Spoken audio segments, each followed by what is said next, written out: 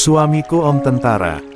Bab 074. Sesampainya di area ruangan itu, Dirga mengamati sekitar. Di depan ruangan Firza tidak ada siapapun. Namun, Dirga tidak mau gegabah, jadi ia mengintip sedikit dari jendela ruang rawat Firza untuk memastikan tidak ada orang lain juga di dalam. Melihat Firza terbaring sendirian tanpa seorang pun menjaganya, Dirga bersorak kegirangan dalam hati. Wah, laki, kayaknya Senmesta emang dukung aku buat sama Zaida, batin Dirga bangga. La mengedarkan pandangannya lalu dengan cepat menyelinap masuk ke ruang rawat tersebut. Dirga memandangi kondisi Firza yang terbaring memejamkan matanya. Pria itu tampak tak berdaya. Dirga spontan tertawa melihatnya. Halo Pak Danki, apa kabar? Lama ya kita nggak ketemu. Tak ada jawaban dari Firza tentu saja. Pria itu masih memejamkan matanya. Semakin lama menatap Firza, semakin Dirga jengkel dengan pria itu karena teringat wajahnya pernah dibuat babak belur oleh Firza. Jadi gini Pak Danki, sebagai junior yang baik, saya mau membantu meringankan tugas Pak Danki. Jadi, kedatangan saya ke sini itu untuk mempermudah kepergian Pak Danki ke surga. Enak loh di sana, katanya banyak bidadari. Jadi, Zaida buat saya aja, iya. Dirga menyeringai jahat. Kemudian mengambil bantal Firza dan memposisikan benda itu di atas wajahnya. Seringai Dirga semakin melebar. Mati kamu, katanya, sebelum kemudian ia menekan bantal itu pada wajah Firza kuat-kuat. Selama beberapa saat, Dirga tersenyum puas dan terus menekan bantal itu, tetapi tiba-tiba pergelangan tangannya dicekal kuat-kuat. Dirga membelalak kaget. Hah, itu tangan Firza. Dirga refleks berusaha menarik pergelangan tangannya dari cengkeraman Firza dan hal itu membuat pegangannya pada bantal terlepas. Bantal itu pun berakhir jatuh teronggok di lantai. Tak sampai di situ, Dirga kembali syok berat ketika melihat Firza sudah membuka matanya. 2. Dirga panik. Wajahnya pucat pasi. Ia masih tetap berusaha menarik pergelangan tangannya, tetapi Firza juga mencekalnya kuat-kuat. Firza sendiri sebenarnya tidak sekuat itu saat ini. Ia baru saja merasakan mimpi yang amat panjang. Sepertinya mimpi indah, atau bukan? Entahlah, intinya Firza merasa seperti ditarik paksa tetapi tiba-tiba paru-parunya malah terasa sesak. Begitu membuka mata, Firza bahkan belum sempat memusatkan pandangannya. Yang pertama kali ia lihat justru bukan Zaida, tetapi Dirga yang berusaha membunuhnya. Apa yang kamu lakukan di sini? Tanya Firza tajam. Suaranya masih serak karena terlalu lama ia tak sadarkan diri. Napas Dirga naik turun, jantungnya pun berdetak gila-gilaan. Ia bingung harus membuat alibi apa. Saya hanya mau menjenguk Danki, katanya asal. Firza bersusah payah untuk duduk meski tubuhnya masih terasa sakit semua. Kamu mau membunuh saya? Dirga menggeleng. Tidak, saya tahu kamu mau membunuh saya untuk merebut Zaida. Saya nggak akan membiarkan niat bejat kamu itu terwujud. Jemari Dirga bergetar. Butiran keringat dingin turun dari pelipisnya. Saat ini, yang ia inginkan hanya melarikan diri. Ia benar-benar kesal. Mengapa Firza harus bangun di saat-saat penting seperti ini? Rencana Dirga menjadi gagal total. Firza bersusah payah bergerak untuk menekan tombol emergensi, tetapi karena Firza memang belum pulih betul apalagi perutnya juga masih terasa nyeri, pegangannya pada pergelangan tangan Dirga mengendur. Sebisa mungkin Firza bergerak dengan hati-hati karena ia tidak mau jahitan operasi di perutnya bermasalah. Saat itulah, Dirga langsung menarik lengannya kuat-kuat. Firza bahkan Dirga terjerembab jatuh dari ranjangnya kalau saja tangannya yang satu lagi tidak berpegangan pada sisi ranjang yang lain. Hei, jangan lari kamu. Firza meringis. Nyeri di perutnya terasa menyakitkan. Ia tidak bisa mengejar Dirga dengan kondisi seperti ini. Lihat saja nanti, mungkin saat ini Dirga berhasil kabur, tetapi dia pasti akan menerima akibatnya. Zaida. Di mana Zaida? Firza tiba-tiba teringat dengan Zaida. Dan seolah semesta merestuinya, Zaida datang tak lama kemudian. Wanita itu baru saja membuka pintu ruang rawat Firza, dan seketika melotot kaget saat melihat Firza sudah bangun dan dalam posisi duduk. Mas Firza, seru Zaida syok. Firza tersenyum sembari sesekali meringis menahan sakit. Zaida, Mas Firza. Zaida langsung berlari mendekat dan memeluk Firza erat-erat. Mas Firza beneran bangun. Ya Allah, alhamdulillah. Firza meringis kesakitan karena Zaida tiba-tiba menerjangnya, tetapi Firza membiarkan saja Zaida memeluknya. Setelah beberapa saat puas memeluk Firza, ia baru melepaskan diri. 3. Sakit ya Mas? Tanya Zaida panik. Aku panggil dokter ya. Firza menggeleng. Nggak apa-apa, sebentar jangan panggil dokter dulu. Bu Nyai dan Pak Kiai juga harus tahu kalau Mas Firza udah sadar. Seru Zaida. Gara-gara Firza sadar secara tiba-tiba, Zaida jadi heboh sendiri. Hatinya berbunga-bunga, itulah yang menyebabkan Zaida terkesan ruwet sendiri. Firza mengangkat telapak tangannya. Nggak apa-apa, Zaida. Sebentar saya mau bicara dulu berdua sama kamu. Zaida akhirnya diam. Maaf, Mas Firza. Aku hanya seneng banget karena Mas Firza akhirnya sadar. Firza mengangguk. Iya, maaf karena saya sudah buat kamu khawatir. Enggak, justru aku yang harusnya minta maaf. Gara-gara Mas Firza ngelindungin aku jadinya malah terluka begini. Zaida, saya mau bicara serius sama kamu, kata Firza. Zaida mengernyit. Ia mengangguk.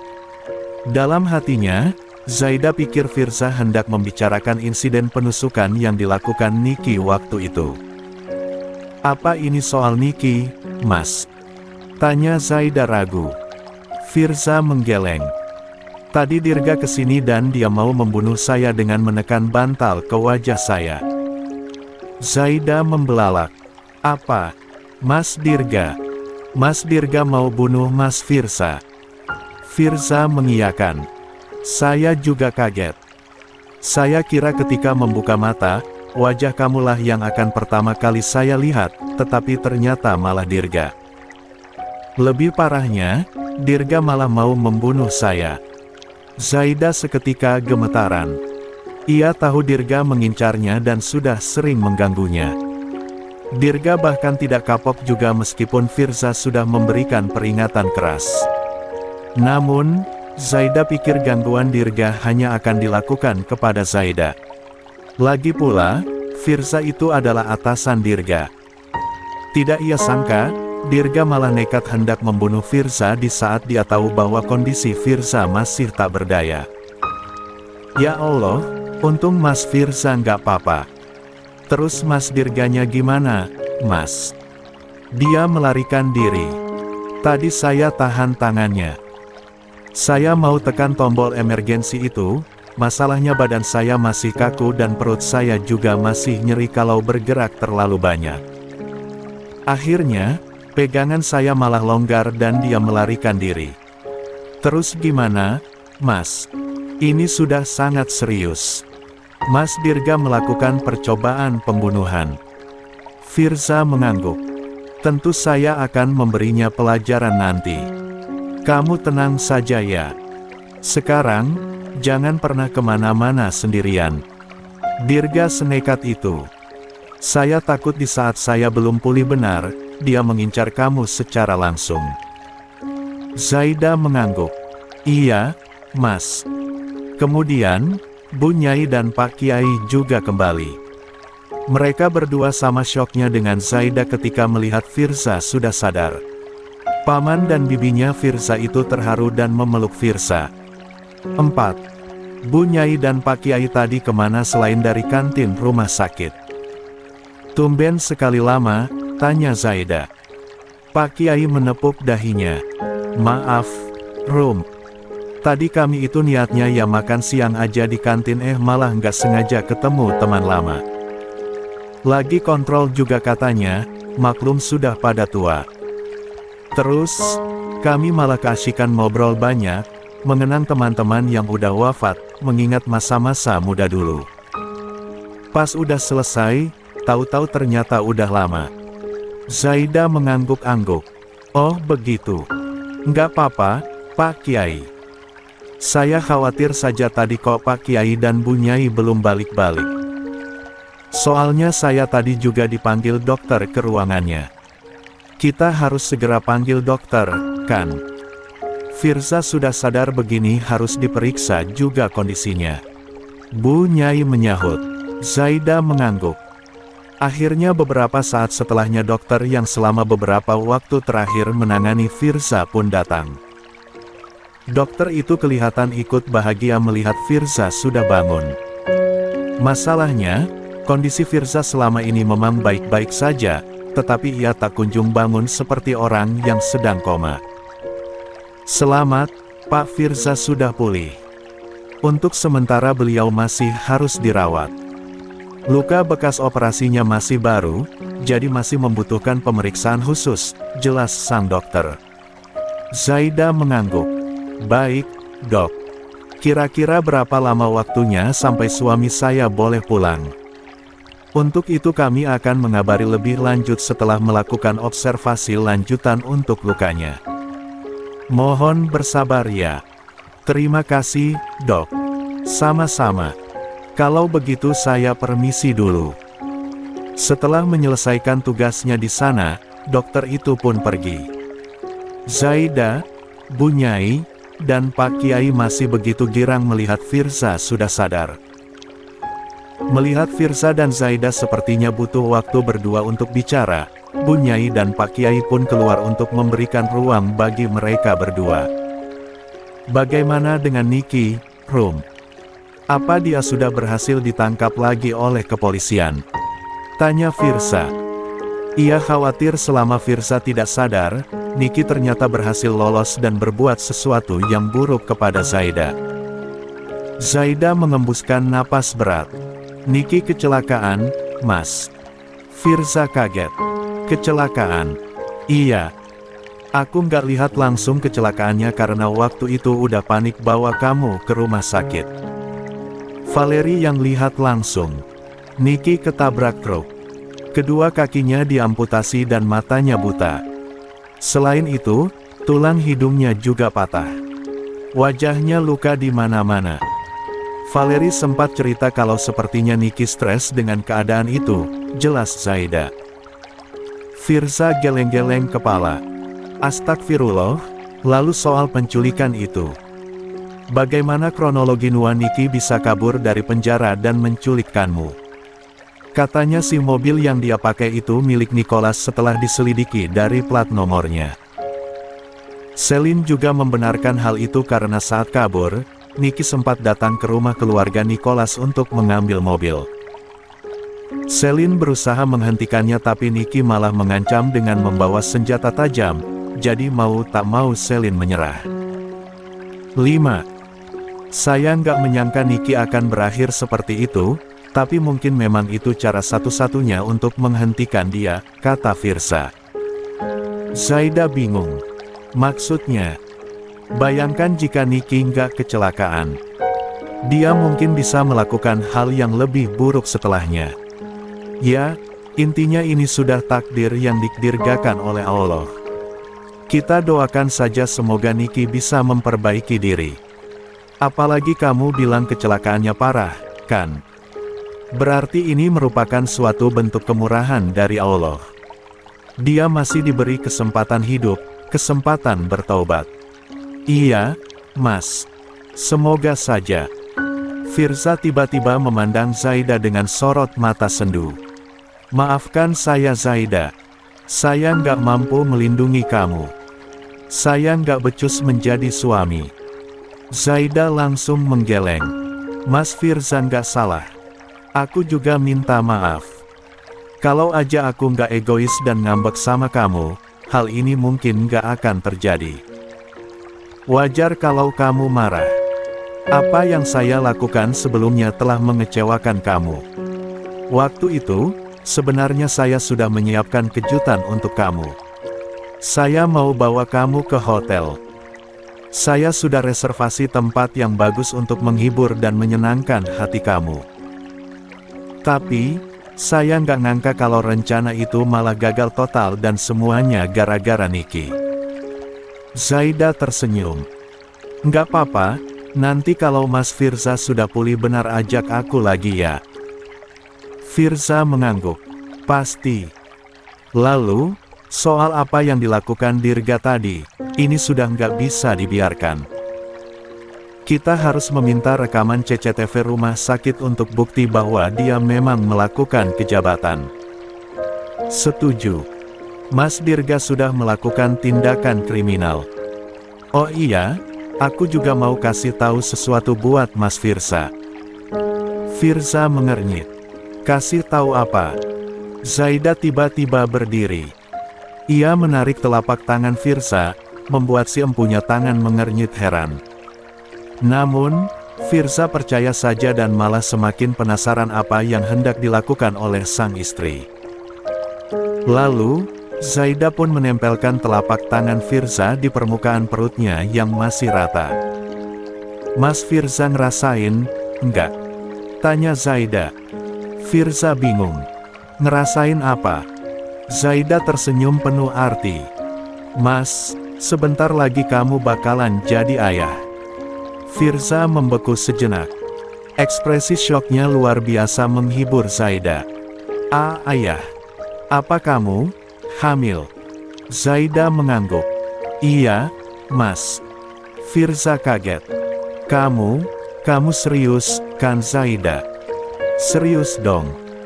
Firza benar-benar senang. Alhamdulillah, ya Allah, saya akan menjadi ayah. Tanpa sadar, seruan bahagia itu bertambah menjadi tangisan haru. Firza langsung memeluk Zaida erat-erat dan mencium dahinya berkali-kali. 6. Dirga berlari keluar dari rumah sakit dengan tergesa-gesa. Ia langsung pergi dan baru berhenti berlari setelah menjauh beberapa meter dari area rumah sakit. Jantung Dirga berdebar kencang, napasnya putus-putus, dan keringat bercucuran di wajahnya. Dirga bertumpu pada lututnya. Wajahnya menampilkan ekspresi horor seolah ia baru saja bertemu dengan hantu. Beberapa orang yang lewat menatapnya dengan aneh, tetapi Dirga tidak peduli. Saat ini, yang ia rasakan hanya kepanikan luar biasa. Dirga menekan kepalanya sendiri setelah berhasil mengatur napas. Bayangan wajah Firza yang sudah membuka mata dan mencekal lengan Dirga terus menari-nari di benaknya. Selesai sudah. Firza telah sadar dan bahkan melihat niat jahatnya. Brengsek. Kenapa dia harus bangun sih? Sekarang aku harus gimana ini? Gumam Dirga kebingungan. Posisinya sudah tidak aman sekarang. Dirga paham, hanya tinggal menunggu waktu saja sampai Firza melaporkan apa yang terjadi kepada komandan. Habislah sudah karir Dirga. Tidak hanya karirnya saja yang akan hancur, Dirga yakin ia akan mendapatkan hukuman. Percobaan pembunuhan kepada atasannya sendiri seperti itu, tidak akan dibiarkan begitu saja. Aku harus kabur, kata Dirga tiba-tiba. Percuma juga ia kembali kalau pada akhirnya ia akan ditangkap. Namun, ketika ia merogoh saku celananya, ia justru lupa membawa kartu ATM serta kartu-kartu lain yang penting. Tidak mungkin ia kabur hanya dengan membawa dompet berisi beberapa lembar uang saja. Akhirnya, dengan terpaksa Dirga harus kembali ke batalion terlebih dahulu. Ia berniat akan cepat-cepat mengambil semua barang-barang yang ia perlukan kemudian langsung pergi lagi. Ketika sampai di depan batalion, Dirga merasa ketar-ketir. Ia berusaha untuk bersikap biasa saja, tetapi karena memang ia sendiri panik, wajahnya justru kelihatan tegang.